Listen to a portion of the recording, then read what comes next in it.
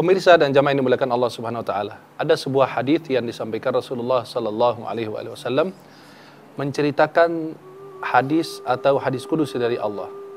Innallaha idza ahabba 'abdan nada Jibril. Jika Allah Subhanahu wa taala mencintai seorang hamba, Allah Subhanahu wa taala akan memanggil Jibril.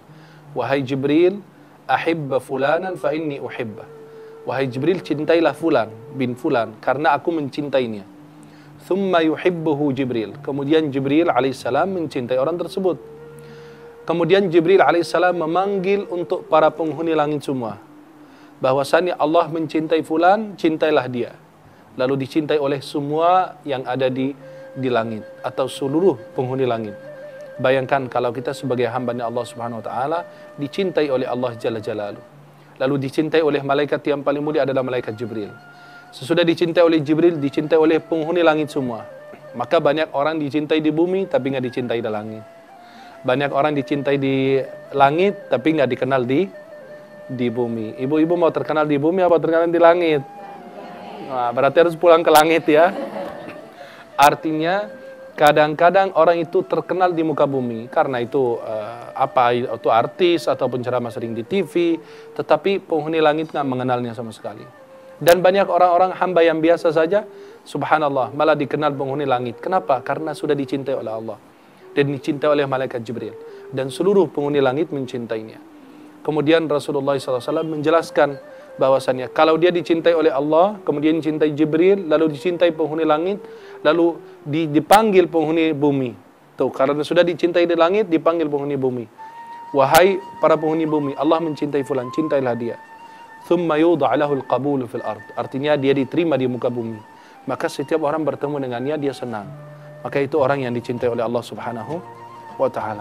Dan tanda Allah mencintai seorang hamba ketika Allah mengirim kita ke tempat-tempat yang baik. Kita hadir majelis ilmu, Allah mencintai kita. Kita masih berzikir, masih beristighfar, berarti Allah masih mencintai kita sebagai hambanya. Ibu-ibu kalau sering ke pengajian, sering baca Quran, sering puasa Senin Kamis, atau sholat malam, atau beristighfar zikir, itu berarti tanda Allah mencintai kita. Walaupun kita masih banyak maksiat, artinya masih di situ ada Allah masih mencintai kita. Masih Allah kirimkan kita ke tempat yang baik. Kalau Allah Subhanahu wa taala membenci kita, kita selalu akan menemukan diri kita ini berada di tempat-tempat maksiat. Gak pernah, na'udzubillah, akan ada di tempat yang baik. Maka jika Allah mencintai kita, Allah kirimkan kepada kita sahabat kita, teman kita, yang selalu mengingatkan kita kepada Allah, yang selalu mengingatkan kepada kita agama, mengingatkan kita untuk berzikir. Kadang-kadang kita punya teman, handphone kita penuh dengan nomor orang, bermacam-macam, jabatannya, hartanya, kedudukannya, keilmuannya, tetapi nggak ada satupun yang bisa mengajak kita kepada Allah. Tidak ada satupun yang mengajak kita untuk bisa mencari jalan yang dari Allah. Maka coba kadang-kadang kita punya banyak teman, banyak kenalan, tapi sayangnya, subhanallah, nggak ada satupun yang benar-benar akan berbagi syafaat kepada kita di akhirat. Apa fungsinya kita punya teman sahabat? Kalau kita punya kebaikan, dia diam. Kalau kita punya keburukan, dia sebarkan. Atau diam-diamkan. Itu tidak. Kita punya sahabat, ketika berbuat baik, dia selalu memuji kita agar kita terus istiqamah melakukan kebaikan. Dan Allah mencintai kita, Allah kirimkan kepada kita teman kita. Ketika kita melakukan dosa dan maksiat, dia mengkritiki kita. Kenapa? Karena dia mencintai kita.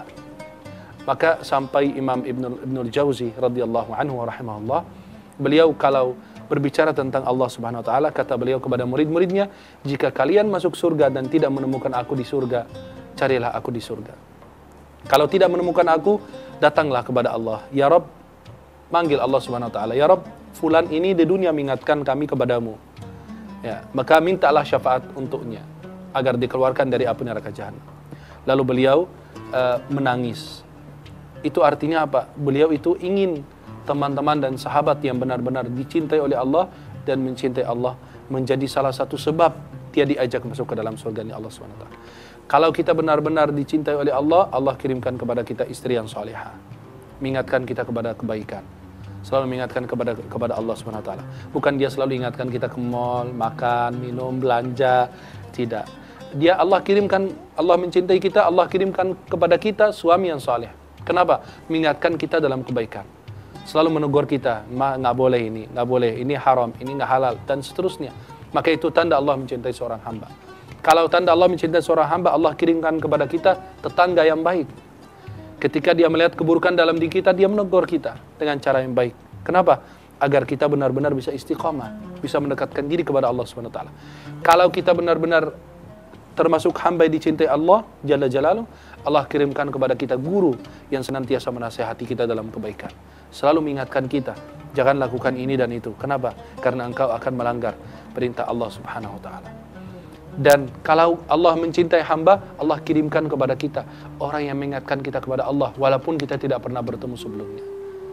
Banyak sahabat yang dinasihati oleh orang-orang biasa dan mereka benar-benar mengambil pelajaran dari apa yang disampaikan orang tersebut. Padahal itu orang-orang biasa saja, bukan sahabat yang terkenal, bukan sahabat besar. Tidak. Maka jika Allah mencintai hamba, Allah Subhanahu wa taala akan jadikan hamba itu diterima di muka bumi. Semua orang akan mencintainya. Siapapun itu. Sampai ada ulama-ulama kalau di beberapa negara, maaf, saking adem itu ulama, artinya apa? Dia tidak memancing fitnah, dia tidak buat kerusakan, dia tidak menanamkan permusuhan antara penduduk negeri tersebut, maka dicintai bukan hanya orang muslim, orang kafir juga mencintainya. Salah satu ulama di Mesir namanya Syarawi, itu bukan orang muslim yang mencintai beliau, orang non muslim juga, atau orang-orang kafir ya. Artinya orang-orang yang Nasrani aja masih mencintai beliau. Masih mencintai beliau. Kenapa? Karena beliau termasuk ulama yang adem, ulama yang menyatukan umat. Kita berbeda keyakinan tetapi saling menghargai, saling menghormati. Karena lakum dinukum waliyadin. Maka para jemaah yang dimuliakan Allah dan pemirsa, jika Allah mencintai kita, Allah senantiasa akan mengingatkan kita kepadanya. Apakah melalui pesan, sahabat kita, suami kita, istri kita, tetangga kita, guru kita, siapapun akan berusaha untuk meluruskan diri kita agar senantiasa istiqamah di jalan Allah Subhanahu wa taala. Mudah-mudahan kita termasuk orang yang senantiasa diridhai dan dicintai oleh Allah Subhanahu wa taala. Para pemirsa dan jemaah semuanya, insyaallah kita akan lanjutkan pembahasan kita sesudah pesan-pesan berikut ini insyaallah.